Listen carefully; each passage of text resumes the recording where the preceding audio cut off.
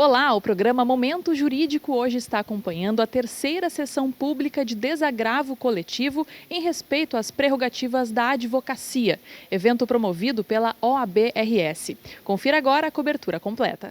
E agora nós vamos conversar com o Dr. Leonardo Lamáquia, presidente da OAB-RS, nesse momento muito importante aqui para a advocacia gaúcha. Essa sessão pública que visa aí lutar pelos direitos dos advogados. Gostaria que o senhor falasse então para a gente, para o nosso telespectador aqui do Momento Jurídico, sobre a necessidade desses momentos, né, para a gente debater e buscar uma evolução para a advocacia. Essa é uma marca da nossa gestão, uma defesa vigorosa e efetiva das nossas prerrogativas. São inúmeras ações. Os desagravos públicos são uma das ferramentas que nós temos e muito importante. São mais de 30 já realizados na nossa gestão. Eu presidi todos para demonstrar a importância desse ato e o nosso compromisso verdadeiro com defesa de prerrogativa. Defesa de prerrogativa se faz com desagravos, mas também se faz representando criminal e administrativamente contra agentes públicos que desrespeitam prerrogativas da advocacia, e nós temos feito isso, adotamos na nossa gestão essa sistemática de apresentar representações no âmbito administrativo e penal, quando cabível, contra os agentes públicos violadores, e lá no primeiro mês da gestão, em janeiro de 2022, eu baixei um ato determinando o envio direto do nome do violador que for objeto de um desagravo público para o Cadastro Nacional de Violadores de Prerrogativas. O cadastro foi criado pelo presidente Cláudio Lamáquia quando era presidente do Conselho Federal em 2018. E é uma ferramenta importantíssima, porque uma vez cadastrado o nome do violador no Cadastro Nacional de Violadores, quando ele quiser vir para a advocacia, quando ele quiser ingressar nos quadros da ordem, ele será submetido a um processo de análise de idoneidade, da sua idoneidade moral. Então, é uma ferramenta importante. Portanto, nós estamos agindo muito firmemente, muito fortemente em defesa das prerrogativas. Eu fiz questão também, nos casos graves que nós tivemos no interior, em menos de 48 horas, de estar presente. Fiz isso em Pelotas, fiz isso em Caxias, Soledade, Cachoeirinha, entre outros, em Bom Jesus, entre outros lugares que houve violação grave de prerrogativa. Vacaria, fizemos um desagravo também na Vacaria, em São Chico de Assis. Então, foram muitas ações da ordem, têm sido muitas ações da ordem no sentido de defender prerrogativas da advocacia. Uma outra questão que eu gostaria de perguntar sobre a extinção da dívida pública, né? Agora, dia 13 de agosto, teremos uma nova audiência. Quais são as perspectivas? Nós estamos lutando, não podemos dizer se vamos ter êxito ou não, mas a ordem está lutando. Essa ação que foi ajuizada em 2012, já tivemos essa primeira audiência que foi designada pelo ministro Fux, né, onde nós tivemos um amplo debate, e agora essa segunda no dia 13, onde estamos levando uma série de argumentos, de precedentes, e temos muita esperança de conseguir extinguir a dívida, até porque, não há dúvida, esta dívida está quitada e é a hora da União Federal olhar para o Rio Grande do Sul. Se há nesse país um momento que o princípio da solidariedade federativa deve ser aplicada, é neste momento, porque o Rio Grande do Sul se encontra numa situação de vulnerabilidade, o Rio Grande do Sul se encontra hipossuficiente em relação aos demais estados da federação. Durante muitos anos nós contribuímos com a União e os nossos recursos foram distribuídos para outros estados que tinham essa situação de vulnerabilidade, por conta de um dispositivo constitucional que fixa que é fundamento da República a redução das desigualdades sociais e regionais. Então agora nós precisamos disso e estamos esperando ter êxito. Certo. Agora, para finalizar a nossa entrevista de hoje, eu gostaria que o senhor falasse um pouquinho sobre o evento agora que nós teremos em agosto também, né? Cidade da Advocacia, um dos maiores eventos jurídicos do país, né? Podemos dizer. Conta aí para o nosso telespectador por que ele deve comparecer a esse evento. Estamos esperando mais de 20 mil advogadas e advogados, uma programação sensacional. As nossas comissões estão dando um show.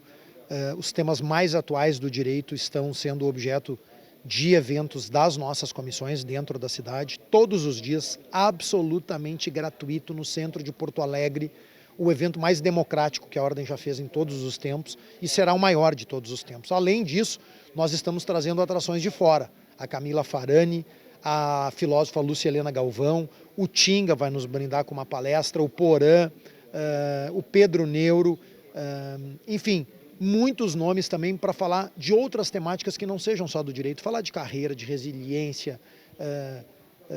A Lúcia Helena Galvão, uma filósofa respeitadíssima no país.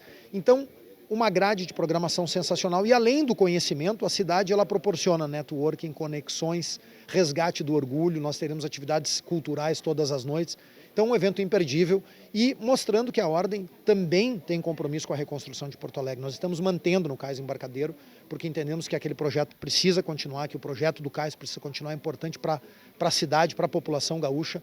Então, nós tivemos a coragem de mantê-lo ali, de manter o evento ali, e eu tenho certeza que quem for vai ser inesquecível e quem não for vai se arrepender. Tá certo. Nos vemos lá então. Muito obrigada, doutor Leonardo Lamaque, aqui para o programa Momento Jurídico. Eu é que agradeço e aproveito para chamar todos aqui que se inscrevam e aqueles que não puderem se inscrever previamente, basta chegar na cidade da advocacia com a sua credencial, apresentar que vai poder entrar de forma gratuita. Estamos aqui com a doutora Neuza Bastos, vice-presidente da OABRS, ela que hoje veio prestigiar esta sessão pública muito importante aqui para a categoria, que visa aí a luta, né, dos direitos da advocacia. Eu gostaria de saber então da importância desse ato público e o que vocês esperam debater hoje. Este é um ato muito importante, uma sessão de desagravo público, né? E que toda a advocacia se mobiliza nesse momento, porque o desagravo nada mais é que desfazer esse agravo que foi feito contra um colega advogado ou advogada. Então toda a advocacia tem que estar presente, sim, porque nada mais é o desagravo, né? Que uma prerrogativa da advocacia foi violada. E quando uma prerrogativa da advocacia de um advogado ou de uma advogada é violada, causando dano para o nosso colega, nós nos reportamos à oposição a tudo isso através da sessão do desagravo. Porque o que é praticado contra um advogado ou contra uma advogada é ofendida toda a advocacia gaúcha e, por que não dizer, toda a advocacia nacional. Então esse é um ato muito importante e sempre lembramos que cada vez que tem um ato de desagravo, todo advogado e advogada deve se unir neste ato, porque é uma manifestação contrária a esse tipo de atitude contra a advocacia. E a advocacia unida é uma advocacia forte. Por isso que nós damos muita relevância e muita importância para as sessões de desagravo. Com certeza, em respeito, né, ao profissional, mas principalmente eu acho que para que não aconteça mais, né? E a gente tem que estar de olho bem aberto aí. Esse é o papel das entidades representativas de classe, né?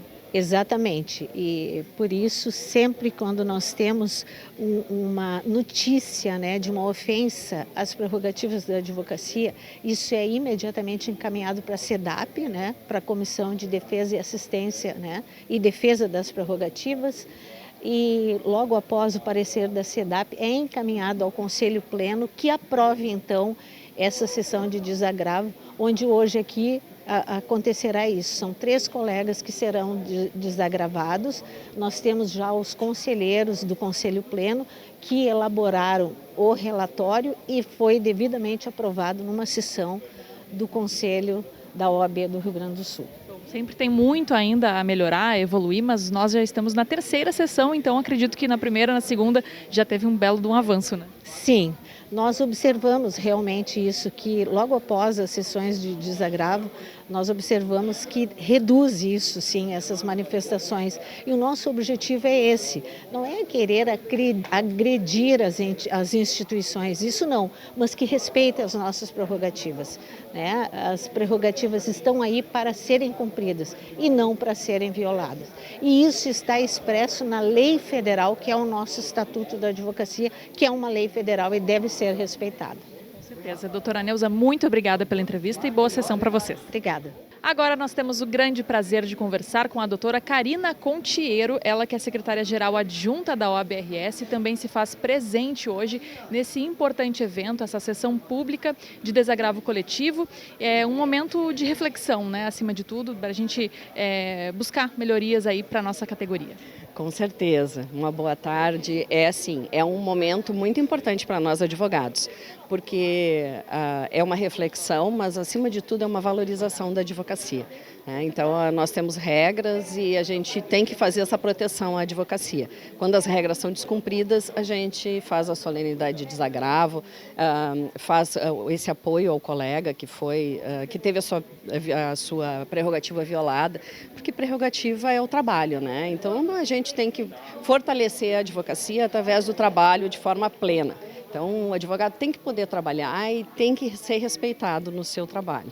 Como é que tu vê a importância desses momentos, nessas reuniões, sessões que visam essa proteção ao respeito, né, ao advogado? Se não existisse, com certeza as agressões seriam muito piores, né, muito mais frequentes. Sim, infelizmente nós ainda temos essa cultura, né, de que a gente precisa punir para poder cobrar os nossos direitos, né? E, na verdade, isso é uma satisfação para a sociedade que a gente dá. Nós estamos mostrando que a ordem está atenta e que a ordem precisa, através de cada advogado, ter esse viés de justiça. Nós somos parte da tríade da justiça e nós não podemos deixar que passe o momento de respeito aos colegas. Nós vamos conversar agora com o Dr. Ramiro Nodari Goulart, advogado, um dos advogados hoje desta sessão pública que foi desagravado, e a gente acompanhou ali esse relato muito emocionante. Eu gostaria que o senhor falasse para a gente, né, para o nosso telespectador principalmente, sobre esse momento, esse reconhecimento ao seu trabalho hoje, né, e principalmente a defesa, né, o respeito aos advogados. Pois eu me senti, nesse momento, abraçado pela minha instituição, que é a Ordem dos Advogados do Brasil. Eu sou essencialmente um advogado. Acima de qualquer coisa, eu sou um advogado e um defensor dos direitos humanos. E hoje eu senti que a Ordem dos Advogados entendeu que este fato ocorrido comigo, ele é grave e não diz respeito somente a mim.